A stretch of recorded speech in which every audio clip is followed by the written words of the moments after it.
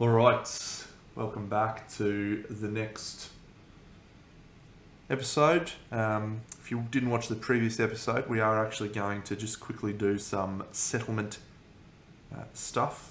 After the last episode, we had a clinging mist event, which resulted in fighting two monsters on the hop. So we are here at the White Tower, and we have a few options available for endeavours this lantern year. So we are going to start, as always, with an innovate. So I'm going to spend an endeavour to innovate. We're going to discard a monster bone, a monster hide, and a monster organ to do an innovation. So the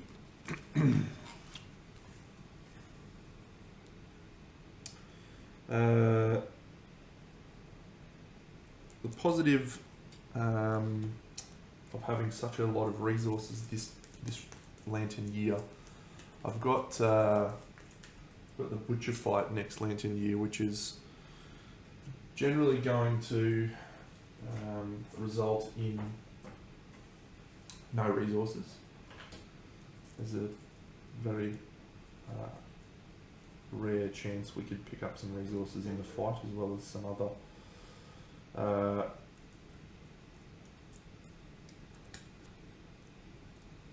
where is the other innovation for the Gorm? There it is.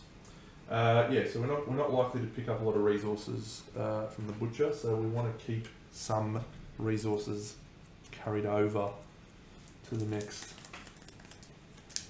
lantern year. So we'll just do our symposium draw on our innovations. So we have family, interesting, nightmare training, oof, bloodletting, and storytelling. Okay, so none of these are great options. I do like nightmare training because it can allow you to increase your weapon proficiency level without necessarily going on a hunt. I do like bloodletting because that's a really good fix for plague. However, I think in this instance we're going to take family, and the reason for that is the consequence of family. The various consequences are Clan of Death,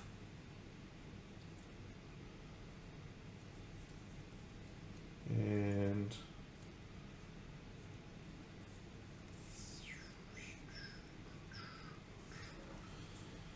just Clan of Death, I think. So innovations, we will add family, yeah, which adds Clan of Death. So look, without putting too fine a point on it, Clan of Death is ridiculous, especially getting it this early if we can. So we'll take family and add that to the deck and hope we can see that Clan of Death come through at some point soon. So shuffle that.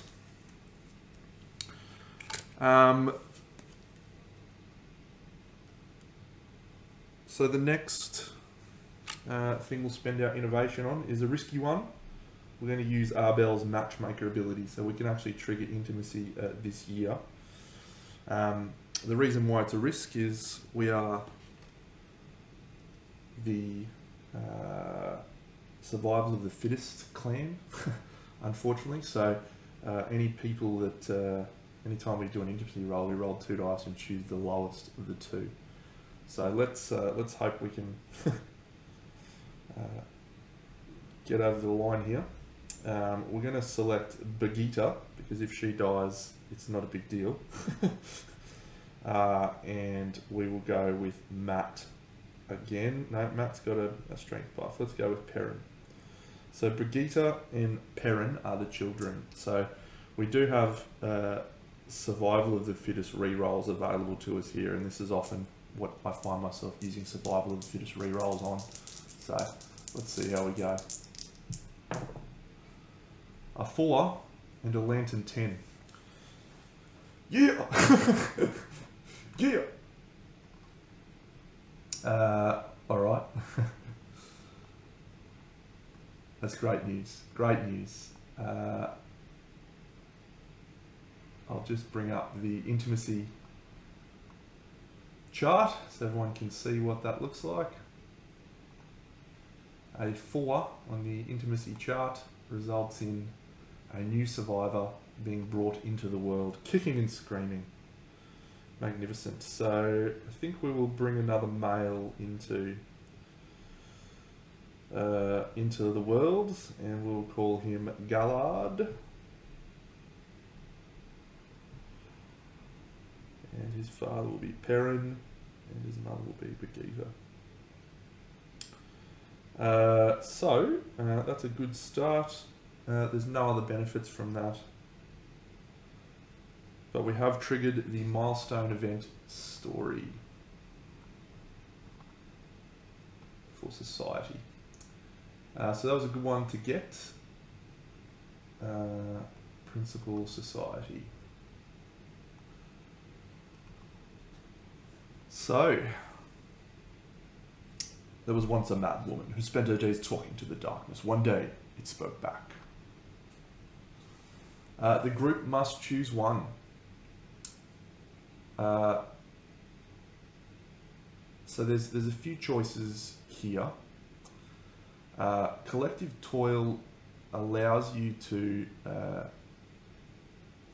I'll grab them out because I've got them right here. This one's one of the more interesting choices for me. Collective toil.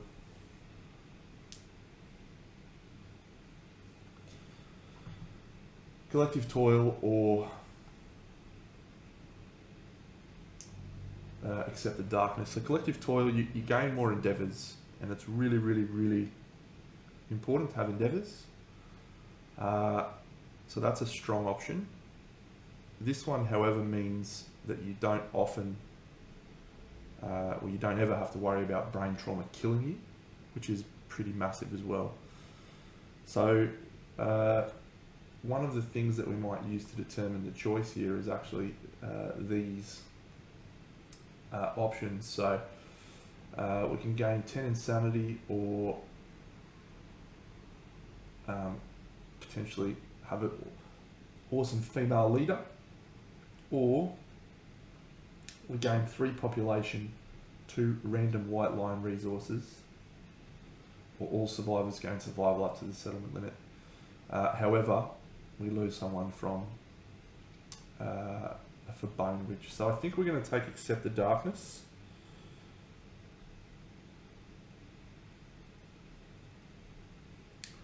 And gain +2 to all brain trauma rolls, which is a good result. We're happy with that. So let's make this roll. And I'll turn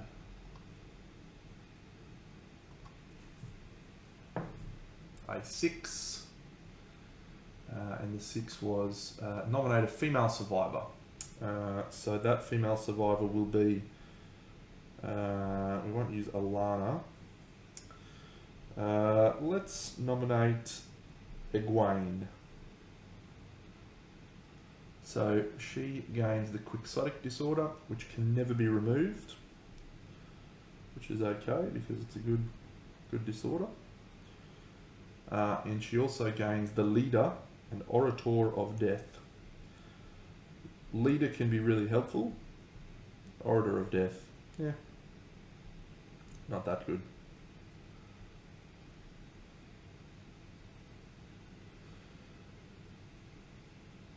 Excellent.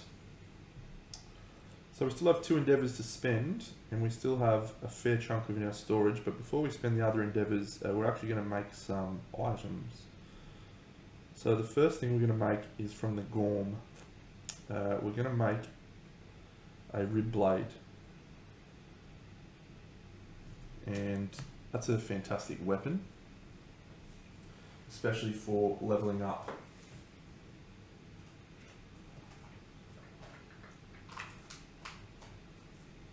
And we're going to make a catgut bow. So we've got a bow, as well.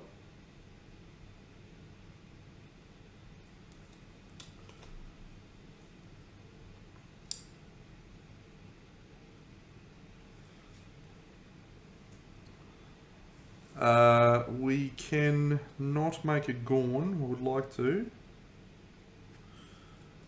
But we can make a Gormand mask.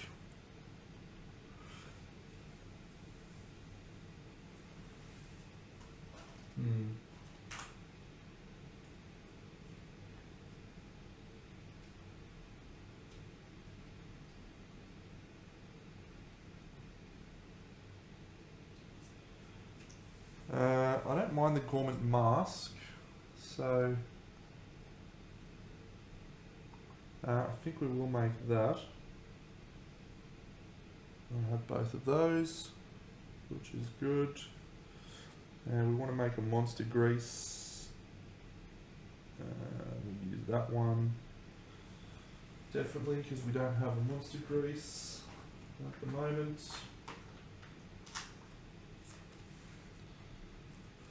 Okay, so we still have 2 bone. Got a monster hide and monster skull. We don't want to use that love juice. We want to try and keep that for when we eventually get face painting. So we can afford to spend these 2 Gorm resources. And a curious hand. Alright, so what can we... I think we can make a leather crafter. Which is under the skinnery. 3 hide, 1 organ for a leather worker. Yeah, let's do that.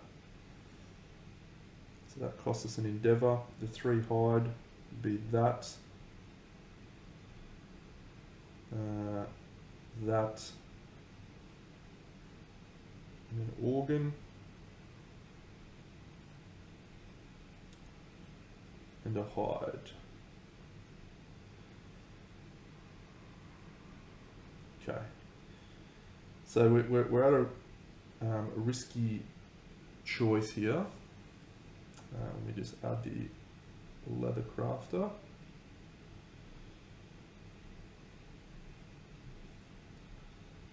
We have ammonia, so we can make leather, which is exciting.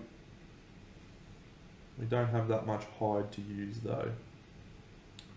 But we should be able to make some leather shields next age.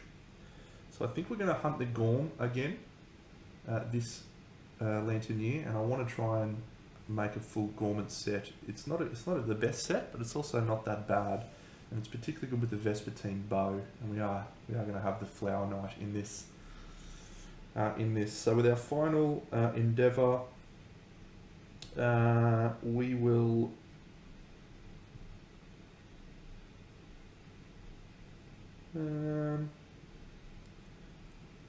Yeah, I think we'll just do an augury,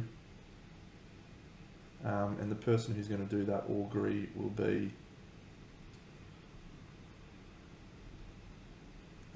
who's got any understanding. Aviendar will do the augury. It's a 9. That's another intimacy event, good and bad. So let's prepare to roll some dice for intimacy and prepare some rerolls. So it's going to be Bagit and Perrin again. Come on. Oh, 4-4. We'll take that. We'll take that. Ooh, ooh, ooh. So we'll make this one a female, and this one, what's a good name I can use? Bane.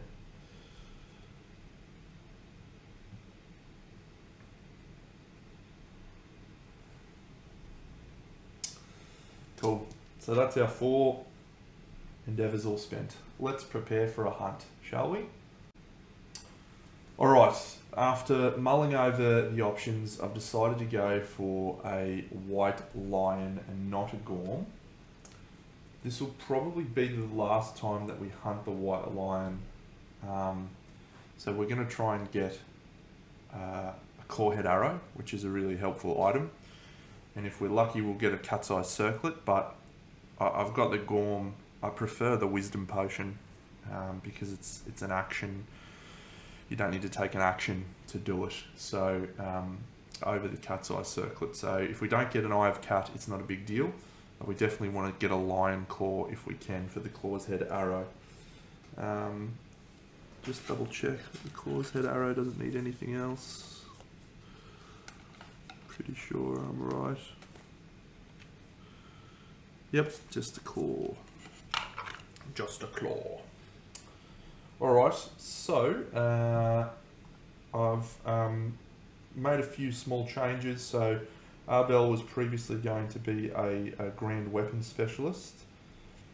We're actually going to change that to be a bow specialist, see if we can get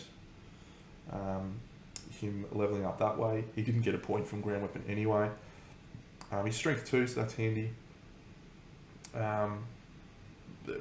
He's just a generic solid all-rounder. We've got Alana.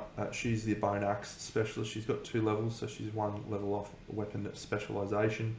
Also 1 strength. Infernal Rhythm, no good unless I get the Gorn. Cadswain's new for this quest. She's got 1 XP already, so she'll get to age 2, which is great. And then the exciting Tam Althor, who's got Fist and Tooth proficiency and Fated Blow and Armoured Fist, and we've given him the Fist and Tooth, except we're going to give him Monster Grease, and it's going to get innate 2 evasion, and we're going to call that Rawhide Fist. Alright, so let's depart to the White Lion. And let's trundle off to a hunt. End settlement phase. The hunt. Level 1 White Lion. Alright, so we'll start off with Arbel. Aromatic Breeze. So the White Lion moves 1 space towards, and we roll a random hunt event. So we'll have yellow be the first one. 95. Cool. 95.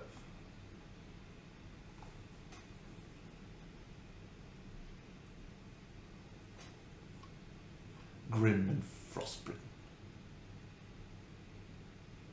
Oh, that's not great. So the survivors huddle together for warmth. Unless the survivor has armor gear at each hit location, they lose 1 survival. So everyone's going to lose 1 survival except for Tam. We'll just gain 1 survival back, which is great. And that's it. Nothing else. Cool.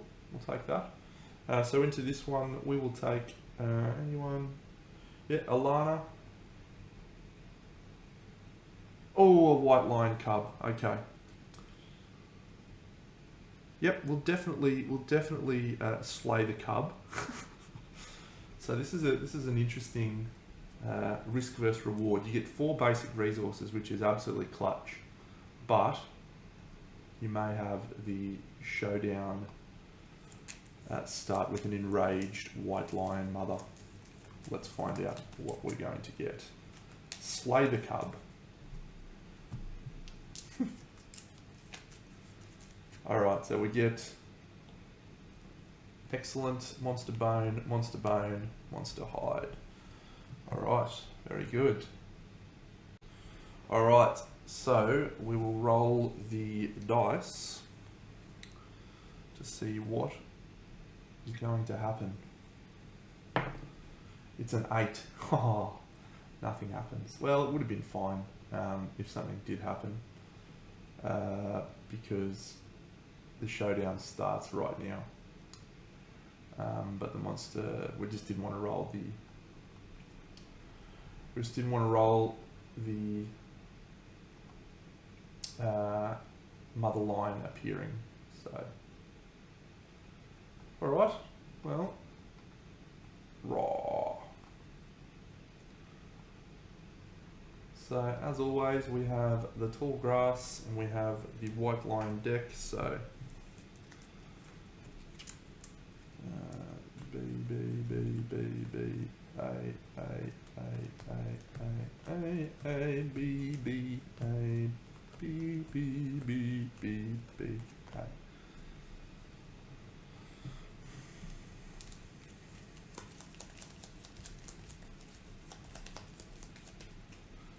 One, two, three, four, five, six, seven.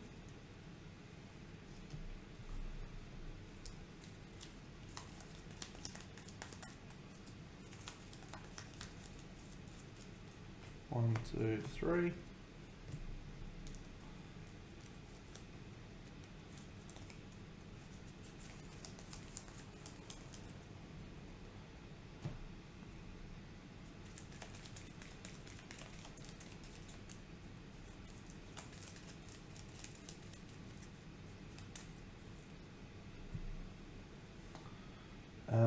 Alrighty, so I think that is it. So let's switch over to the showdown board. So one of the great things about fighting a white line is I already know that the tall grass is going to be there. So I guess we'll just flip out some more terrain and see what we get. We get a toppled pillar and 3 stone columns, both irrelevant. Well, not irrelevant, but just, yeah.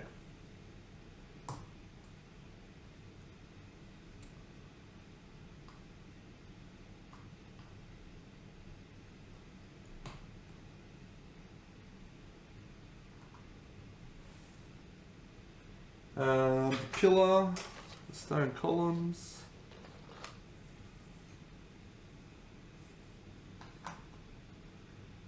You can use the pillar to hide behind stuff, but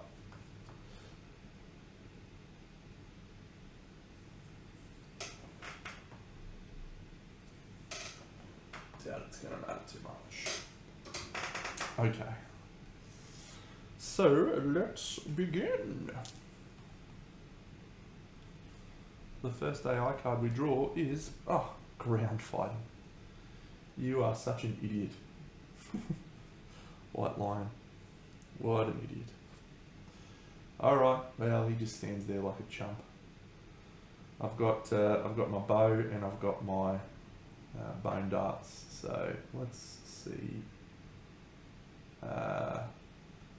See which one of those can get the job done, shall we? So we'll start with the bow. And Arbel has the catguard bow. So you can roll 2 on a 7. For this, we'll just roll 2 on a 7. You also have the option to go +1 accuracy for the attack. +2 accuracy. So you can have 1 on a 5 or 2 on a 7. Statistically speaking, they're pretty similar. I'd rather do 2 wounds if I can. Wouldn't have mattered either way. So that's Arbel done. We'll throw the bone darts from Cadswain. She also misses. That's a great first turn, but we'll all just stand still and do it again. Catguard bow on Arbel, 2 on a 7. There's a 9 and a 6. So we gain the glorious main. An area we can't wound. Excellent. Excellent. We don't get a shimmering main resource. No wound. Let's shoot the bone darts. Oh, it was almost an 8. Nope. Guess what? We're going to do it again. Arbel shooting his catguard bow. A perfect hit. The straining neck. Strike at the monster's throat. We're looking for a 4. It's a wound. So we discard ground fighting. We do a wound to the monster. And everyone's back alive now. Cadswain will shoot her darts. Nope. And I don't think we're going to move. We're just going to let the monster come towards us. So What is this guy doing? What is this idiot doing? 1, 2, 3, 4, 5, 6. All right, mate. Very cool. So he's healed. This is the most fraidy cat white line I've ever seen. Doing nothing. Great.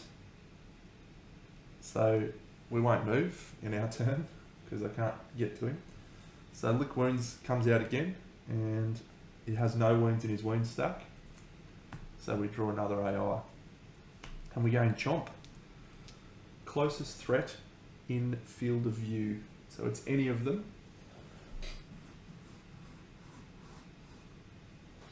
We're having a fun time, really, aren't we? Alright. Let's shoot him with the bow again. Dancing white line. What's going on there? Catguard bow. Oh, 7. You love to see it. Fleshy gut and the beast flank.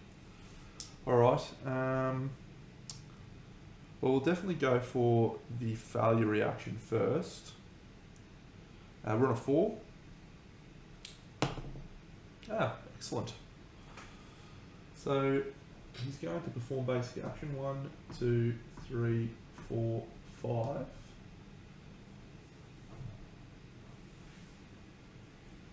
5. And so he's then going to attack Arbel. So Arbel's evasion 1, plus he's in the grass for an evasion 3. So he can't spend survival on this attack. That's 2 hits. And we hit the waist and the hand. Now we can still attempt to do this wound on the beast flank because there's nothing preventing us from doing so. And it is a wound, which means Arbel gains the priority target token. Let's start that again. Alright, it's okay that happened because he's now closer and everyone else can have a fight. So, let's see, 1, 2, 3, 4, 5, 6, so you can't in range. Alright, so we'll do this, we'll go 1, 2, 3, 4. We absolutely know for a fact that Arbel's going to be attacked next turn, so we can sort of play around that in terms of how we utilise the terrain. So Alana goes in there with her bone axe. Oh, Arbel also got a proficiency point with the bow, which is great. Let's see if Alana can hit with her bone axe. So she's on 5s now. A 5, that's good. So that's 1, and we hit the beast's paw. Ooh, basic action plus 2 damage. You don't want to fail this, Alana. Come on now. Oh, beautiful. No crit there, but we do gain another wound, which gains Alana her proficiency point. Tam, Mighty Tam. Let's go 1, 2, 3, 4, 5. He's going to go to here, and he's going to attack using Fist and Tooth. So his Fist and Tooth, he normally hits on an 8. And yep, so his Fist and Tooth hits on an 8. His strength 1. And he also gains plus 2 strength from the armor on his arm. So let's see if he hits first of all on 8s. There's a single 8, which is great. In the soft belly, a debilitating blow. So he's lucky here on a 9 normally because of the Fist and Tooth, but he's also got 1 innate luck, so that goes down to an 8. So he's gonna do it on an 8, which is excellent. We might as well use Fated Blow this attack. So we're going to gain plus 2 strength. So that's going to make us plus 5 strength, which means we'll wound on a 3. We're going to crit on an 8, and it's a devastating 1 attack. That's a 4. So we do a wound because it's devastating. Fated Blow! We do 2 wounds. but it's not a crit. And finally, Cad Swain's just going to move to here and shoot 1, 2, 3, 4, 5, 6. Those bone darts. Oh, perfect hit. The beast's heal.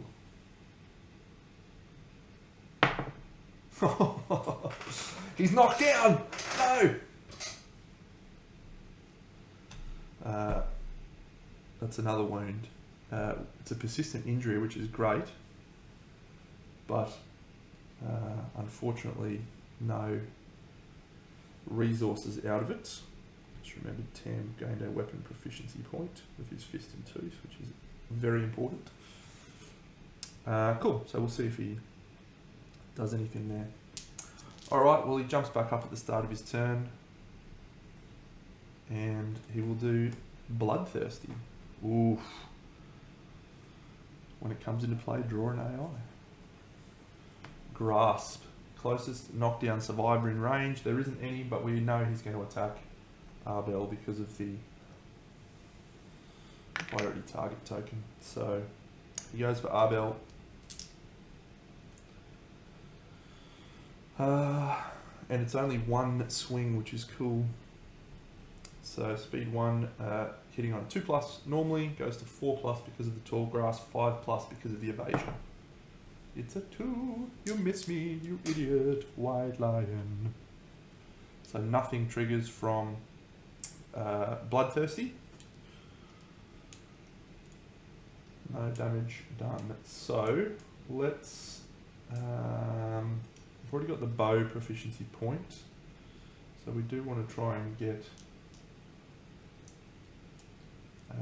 some resources. So he'll move to here, Arbel, and he'll do a fist and tooth attack. 1, 9. And he hits the beast's tail.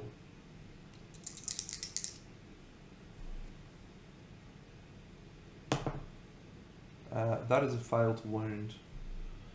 The reflex action happens. So 1, 2, 3, 4, 5, 6.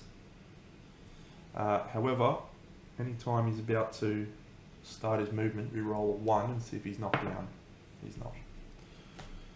Cool. So Tam will go 1, 2, 3, 4, 5 to here. He will go fist and tooth. Change dice to these two bad boys. No hits. We will actually go with the great weapon. 1, 2, 3, 4, 5. So this is, we're going to use the rib blade.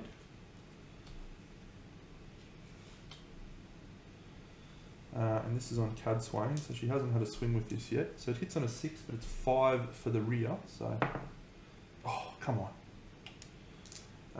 And Alana's just going to move into there. That's it. So no one's taken any damage.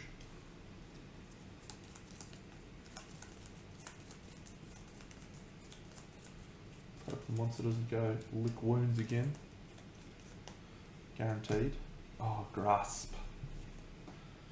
Closest knockdown survivor in range, there isn't one. Closest survivor in range, there's 2. There's Tam and Cad Swain. So let's go on Tam because he's got an innate 4 evasion. 3 evasion, sorry. So it's a 1 attack on a 5+. That's a hit.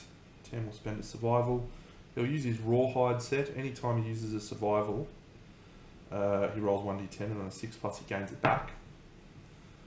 So he gains that survival back. It's for a dodge action. Cool. So no isolating for you, no damage done. So let's go with Tam. 1, 2, 3, 4, 5. Back into the blind spot.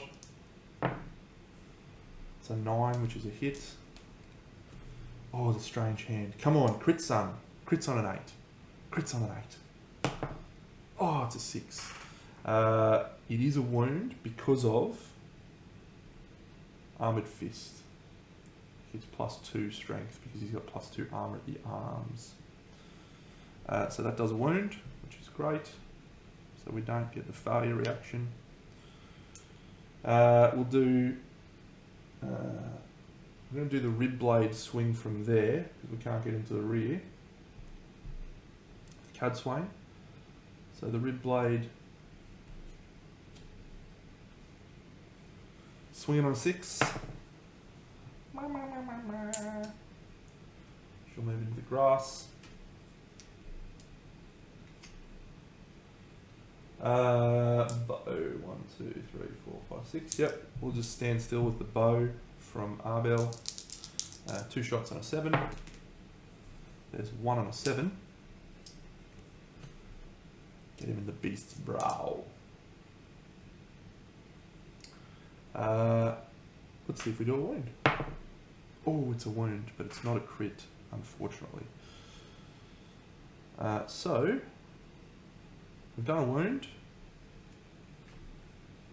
So now what happens is we suffer 1 brain damage.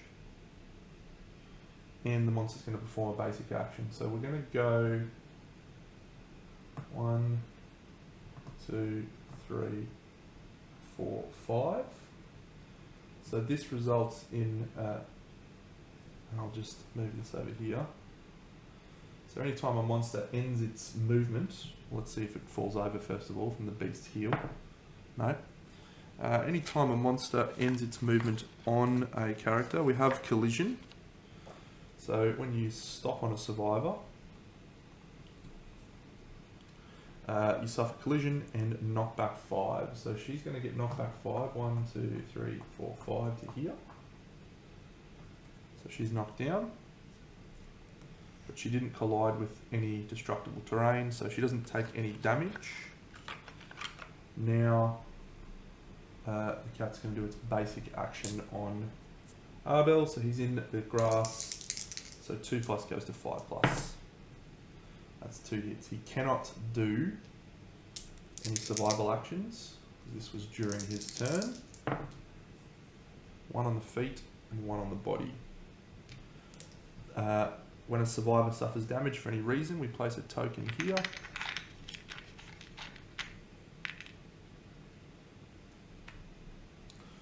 So that's the turn. Except Alana hasn't gone. Tam's going to stand her up using a survival action, which means he gets to roll 6 plus. Yep. So it's free to stand up Alana, and Alana will move 1, 2, 3, 4 into the rear. Have a swing with her bone axe. Hitting on a 6 goes to 5. Double 1s. Slightly suboptimal. Let's see what we get here. Chomp. Closest threat in facing, which is no one. But we do have a closest threat in field of view, which is once again Tam. It's a 1 attack. Always targets the head location. This could be okay. He's got armor at the head. Hits on an 8. Do I want to bother? Do I want to bother trying to block it? No. We'll save the survival. Which does trigger another bloodthirsty. Yep, cool.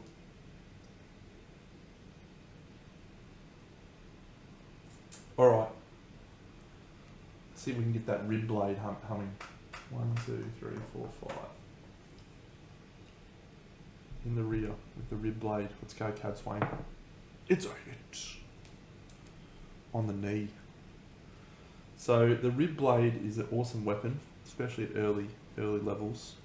It's a strength 5 plus her 1 strength is 6, which means it's going to do a wound on a 2 plus, and it crits on a 9. So we get a 7.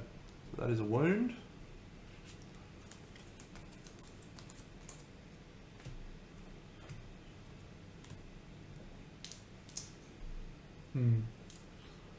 One, 2, 3 to fight in the rear. Alana using her bone axe. 1 critical hit. The beast's ear.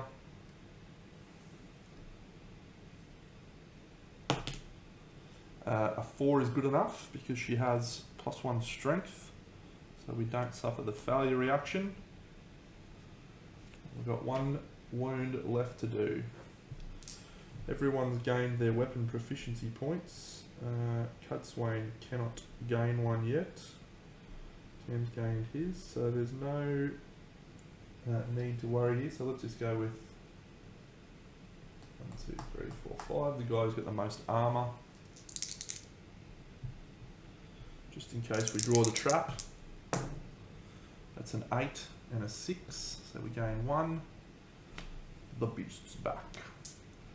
So he's strength 3 because of armoured fist, and he's an 8 strength 1, and he's critting on an 8.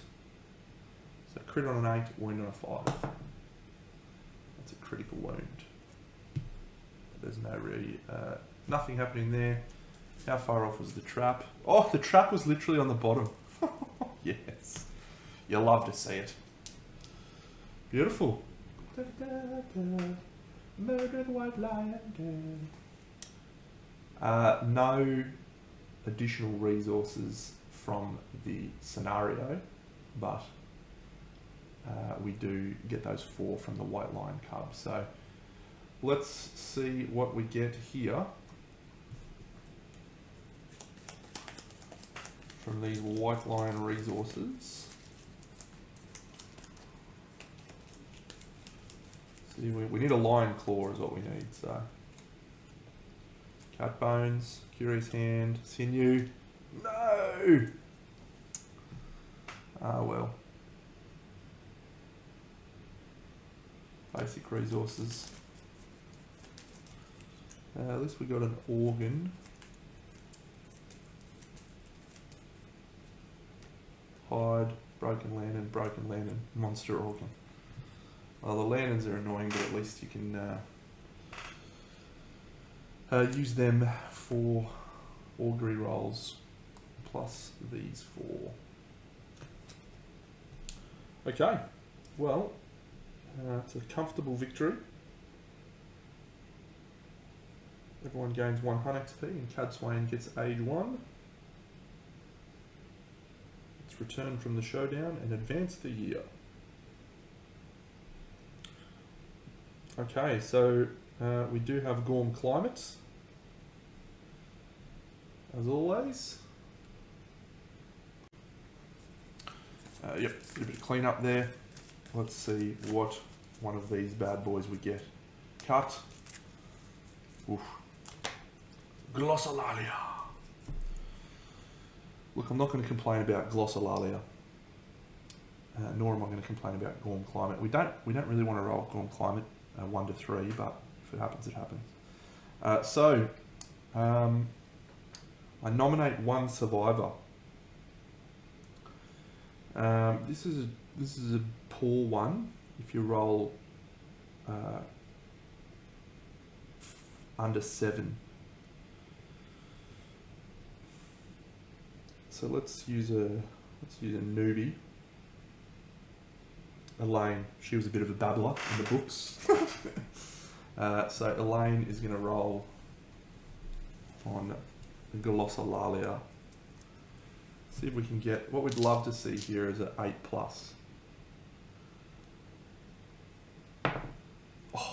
Oh. Okay, so the nominated survivor's words carry above all the others. The nominated survivor gains 2 understanding. Outstanding.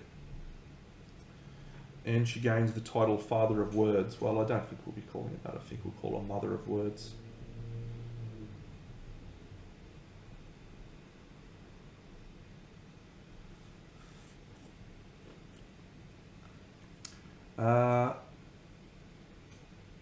And you can endeavour at science and education normally this phase. So that's great.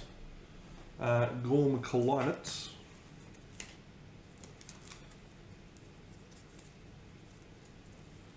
We're going alright with these quests so far.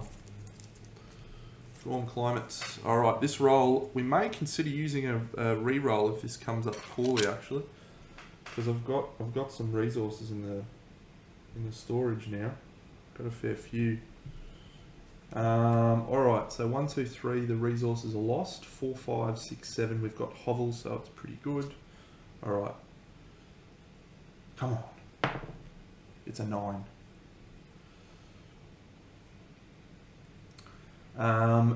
Do we have storytelling? We do not.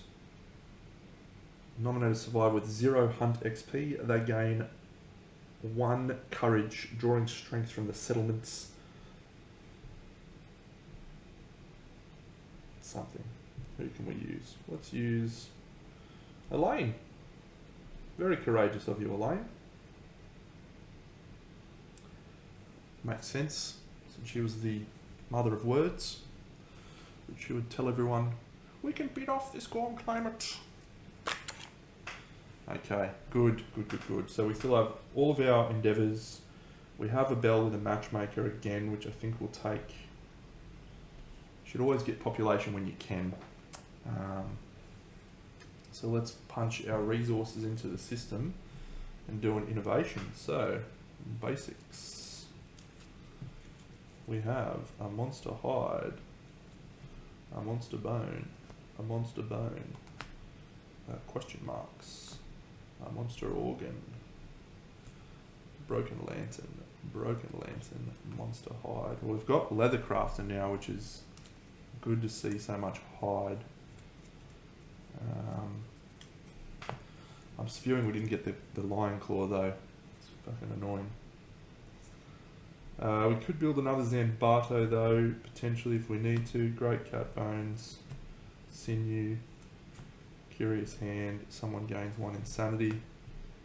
Top to bottom, 1, 2, 3, 4, 5, 6. Cat Swain gains 1 insanity. And that's all of the story events and stuff that we have. So cool. So this lantern year will be facing off against the Butcher. Our first nemesis event. I do like the Butcher.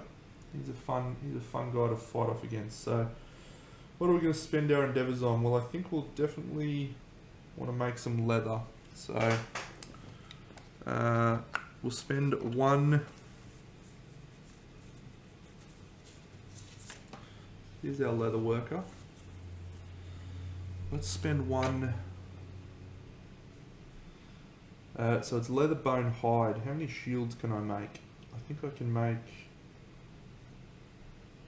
Can't quite make 2 shields. No, not quite. So let's definitely make 1 shield.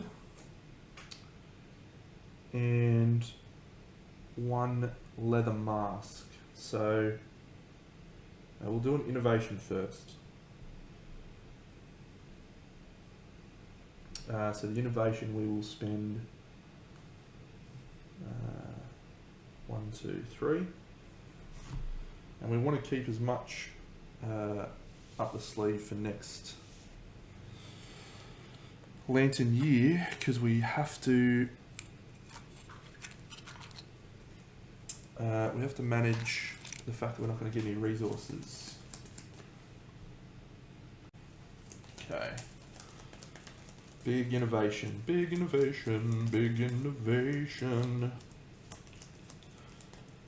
Well, if we see Clan of Death, we'll definitely take it. Oh, Lantern Oven. We don't need that because we get that for free next turn. Paint. Oh, dash. It's very likely to be paint, I think. Oh, no. Oh, that is a fucked draw. I want 3 of those.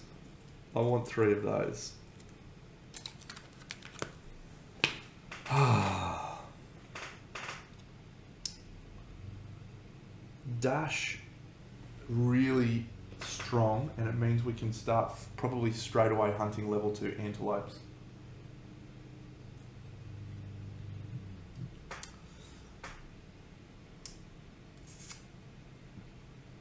But man, Clan of Death, early Clan of Death is so strong. The other advantage of Clan of Death is it doesn't have any consequences, so I don't have to add anything to the deck. Not having Surge or Dash at this point is a bit unfortunate. Hands of Heat next timeline. Dash, Surge. Oh,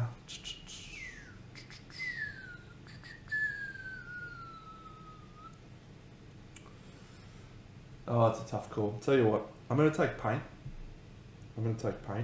And that's a tough call, but it's 2 reasons. It adds face painting into the mix.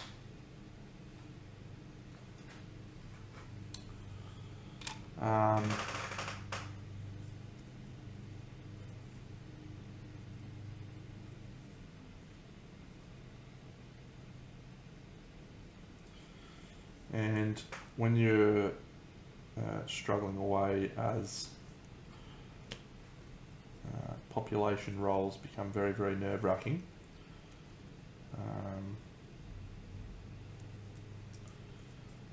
Yeah. Yep. Face painting. You can save up your love juices and gain some face painting. Oh, can't believe that.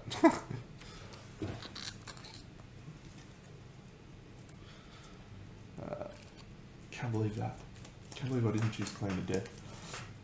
Alright, so I should have 1, 2, 3, 4, 5, 6, 7, 8, 9, 10, 11, 12, 13. 1, 2, 3, 4, 5, 6, 7, 8, 9, 10, 11, 12, 13. Alright, so that's good. The innovations we've got: ammonia, Negrito, family, Hoggle, symposium, language, paint. Ugh. Well, I definitely would have used Matchmaker if we had Clan of Death, but I don't think I will use it now. So we'll make some leather. So I want to keep 1 monster bone, 1 monster hide, and 1 organ.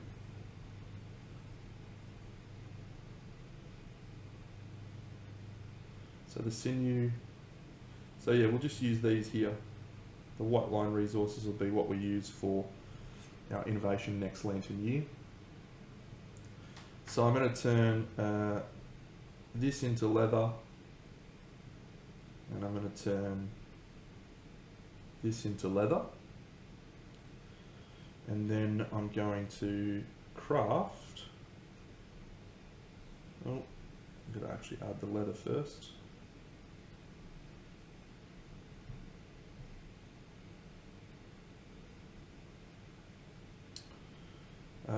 So we'll craft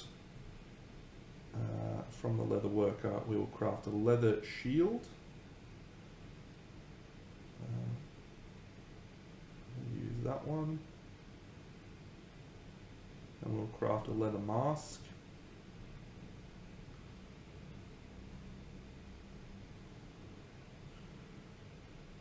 Okay, so that leaves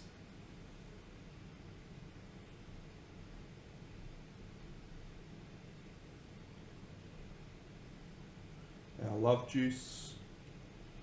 We've got a skull up our sleeve we could use for something, like a skull helm. No, I'll keep the skull.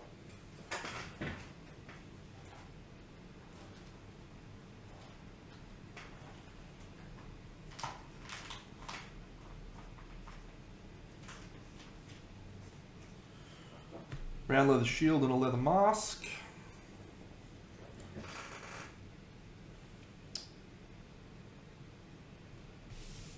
Two endeavours left. 2 endeavours left. Deep listen. Nope. Shared experience. Yeah, we might just do 2 shared experience, I think. So we did have Cadswain levelling up, so let's do her age roll.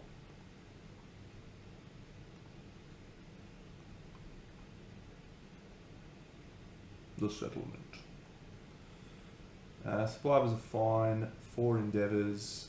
We've updated the timeline. We have had no deaths. No milestones. So we are on to age. So she's going to level up. Your time in the darkness changes you.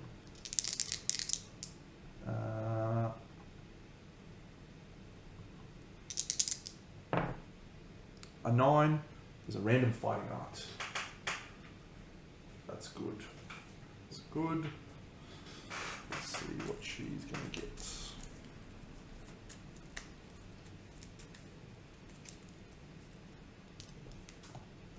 Thrill Seeker. It's actually, it can be really powerful with, you know, for example, the Rawhide set. If you look at 10 with his Rawhide set, you gain a survival whenever you use the Rawhide ability. So if you have someone with Thrill Seeker and using a Rawhide set, they've all, every time they gain survival, every time they use a survival action, they can get 2. So they can basically be unlimited survival, which is quite a good ability for someone there. Okay, so what we'll do is we're going to use Alana, and she's going to use her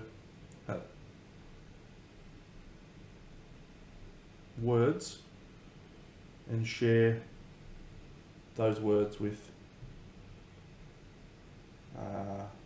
Egwene, who's our quixotic orator. Yeah, with Egwene. So she goes up 200 XP, which means she also ages up. She rolls 13. She gains a random fighting art as well. She'll select a weapon proficiency of shield.